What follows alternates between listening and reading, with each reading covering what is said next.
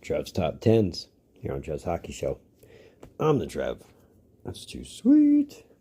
Anyway, I'm bringing you the first top 10 for the 2025-26 NHL season, and I've done this pretty much annually since I've been doing this channel, so why break with tradition, right?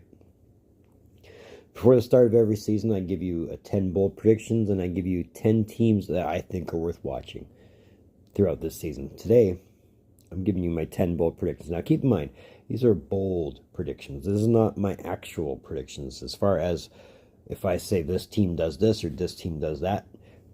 It might be, but it might not be. But this is still my bold predictions. So take these with the hugest of grains of salt. If you want to throw me your bold predictions or if you want to debate me on one of mine, I'm down for that. I'd love to get a conversation going on this. So either way, in no particular order, I'm giving you my 10 bold predictions for the 2025-26 NHL season. Let's talk about it. So again, in no particular order, let's start off the ice. And I say off the ice, but this is very much related to the NHL as it stands now and how it could potentially stand in the future. This is a very bold prediction. Expansion talk heats up a little bit more.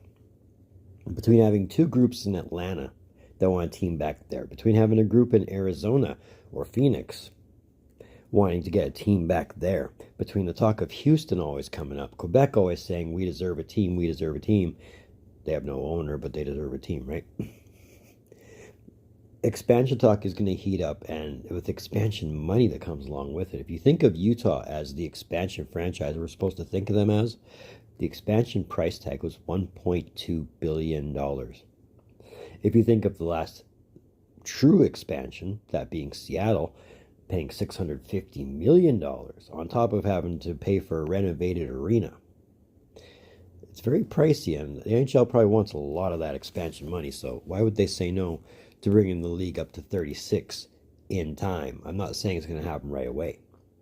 I'm saying the talk is going to heat up that they put in a plan where they bring in at least 4 new teams in however long of a time span they want to go. That's my bold prediction.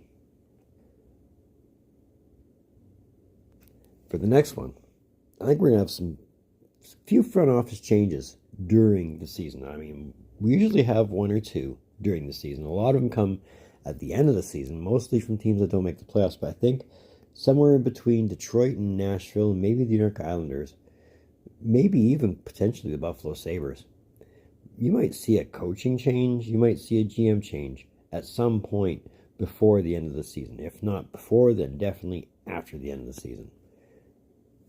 I think, anyway. Now, this one could be an early spoiler. I'll say that out loud right now. Pittsburgh Penguins finished 32 of 32 as far as points-wise in the league's concerned, with the amount of teams in the league. They're aging. They're in the middle of a rebuild, but they want to keep the core 4 that they have, and I think part of this, them finishing 32nd, is going to be a lot of how much of the core 4 is moved out before the end of the season. I think at least 1 or 2 pieces are gone. But on top of them finishing 32nd, and this is probably the first time, probably the last time I'm going to do this, Pittsburgh wins the draft lottery. With Gavin McKenna available, and even him going to Penn State, why not keep him in Pennsylvania, right? Right. Only makes sense. Now again, this is a bold prediction. This isn't an actual prediction. This is a bold prediction. Of the Centennial teams celebrating their 100th anniversary this season, that being Chicago, Detroit, and the New York Rangers, none of them make the playoffs.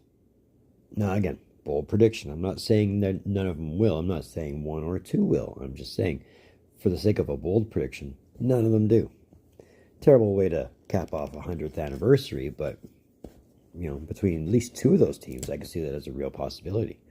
Maybe even the 3rd. Hard to say, but see what kind of distraction comes out of Broadway before we worry about them not making the playoffs, right? Now, this one is as bold gets. At least 1 goalie goal this season.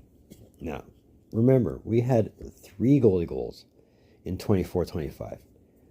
That's never happened. A season having two goalies score in a season has never happened, much less three, till last season.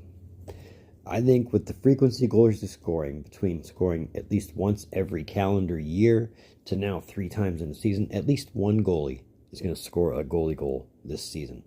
Maybe even 2, but at least 1. And don't ask me who, because I'm not even going to start trying to pick one.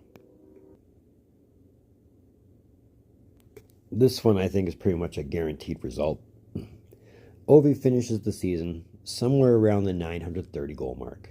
Now, keep in mind, Ovi is starting the season at 897 goals. So automatically, he's going to become the first 900 goal scorer in league history in no time.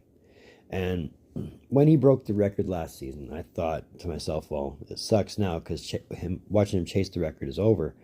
Now it's a case of watching him build the record. How high can he make this? Does he have a couple more seasons in him to want to go for 1,000 goals?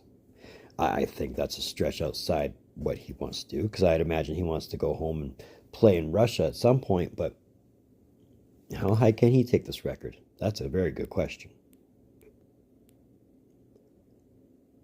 Now, again, this is not me making an actual prediction on this. This is just a bold prediction. But Cale Makar starts entering the Hart Trophy conversation.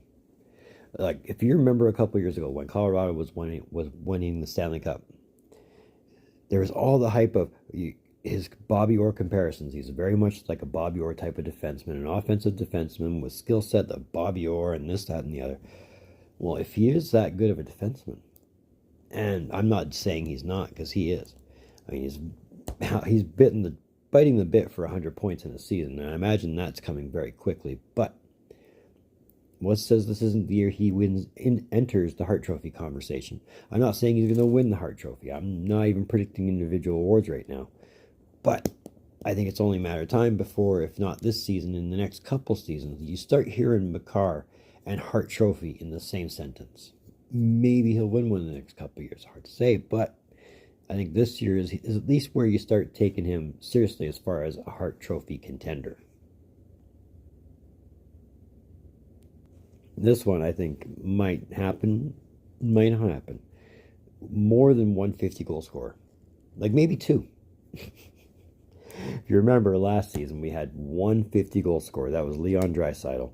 We had 600 point scorers, but only 150 goal scorer. And in a league that's, trying to promote the goals side of things, wouldn't it be awesome to have more than 150 goal scorer this coming season? Maybe 3 would be nice, but at least more than 1, please. Now, I wasn't sure how I wanted to handle this one, but this might be a prediction. I'm not sure. I haven't finalized my division predictions yet, but Vegas will win the President's Trophy. Now, overall, 1 through 4 is always going to be tough to predict, no matter which way you look at it. All the divisions have a strong top 3. But I think with this season, with Vegas in particular, I mean, yeah, they don't have Pietrangelo, but they got enough of the defensive core to fill that void. They got Marner, they got Eichel, they got Hurdle. Adin Hill will probably have an amazing season this season. What's to say Vegas can't win the President's Trophy? I mean, I don't even think they have one in team history yet, so why not add that to their less than 10 years in existence, right? I think Vegas will be a farce, or not a farce, but a force this season, whether it's for the detriment of other teams or for the benefit of themselves. They're going to have a great year. I'm not going out of my way to say they're going to make a cup run or anything like that, but Vegas is going to have a great year. Now, this one should be interesting, should it happen. Connor McDavid has a much better season than he did last season. If you remember last season, he only had 100 points. His career best is 160. This season, I'm not saying he's going to break career highs as far as points is concerned. Maybe goals. Might match a career best in assists. But I think he's going to have a great year. And at this point, he still hasn't signed an extension with the Oilers. So it's almost worth noting that this could be an open audition for Connor McDavid and possible suitors throughout the season. But I think he's going to have an amazing season. Definitely would love to see him score 50. Definitely would love to see him put up 100 assists again. Just because the rarity of it for one and for two. I mean, come on, if he's supposed to be as good as the generational talent says he is, even though he hasn't won a cup in 10 years, wouldn't it be nice to see him at least make a strong push to breaking career highs? I mean, what's to say he can't get himself close to 200 points? It's only been done, what, 3 times? I'm not saying he'll get 200 points, but over 150 for sure. If I'm calling it 175 peak window, but again, bold predictions. So that was my 10 bold predictions for the 25-26 NHL season. Let me know what you think. It's another one of them Trev's top 10s here on Chess Hockey Show. I want to thank you for tuning in. Don't think I don't appreciate the gesture, especially if you've made it to this point. If you have made it to this point, I'm so proud of you. You've given me 11 minutes of your time, and I couldn't ask for anything more. I'm so grateful for that. So thank you. I'm very proud of you for making it to this point. If you have made it to this point, if you're digging what I'm doing, you just want to say, hey, trust me, that thumbs up, it goes a long way. It helps to expose this channel to other people who might be interested in, top 10s or hockey style vlogs. It's never a bad thing, right? Right. If you want to, if you haven't done so by now, that red button on the bottom that says subscribe all over it, come on, you know you want to hit it. I know you want to hit it. The algorithm knows you want to hit it, and we're making that push to 350 to 500 by the end of the year. I mean, we're so close to 350 right now. That's never a bad thing, right? So let's see if we can help this guy get to 500 by the end of the year. I would definitely appreciate that. If you to everybody who's come along for the ride, I'm glad you're here. I hope I can keep you at least interested in the content I'm putting out. If you want to, that link in my description below, that'll take you to my Facebook page. Feel free to join that. I'd love it if you did. I would love to build the audience there like I built the audience here. I'm getting pretty interactive on that channel, so it's all good. Feel free to join that up. So moving forward, well, as far as top 10s, as far as before the season starts, I got one more for you. Then I got my division predictions. And provided I don't have any more jersey reactions to coming my way, even though I'm pretty certain there's at least 2 more coming before the Winter Classic and Stadium Series jerseys are reacted, before the Stanley Cup ring even comes out. We'll see how it goes, right? But either way, in the meantime, and in between time, be looking for me, Trev. Later.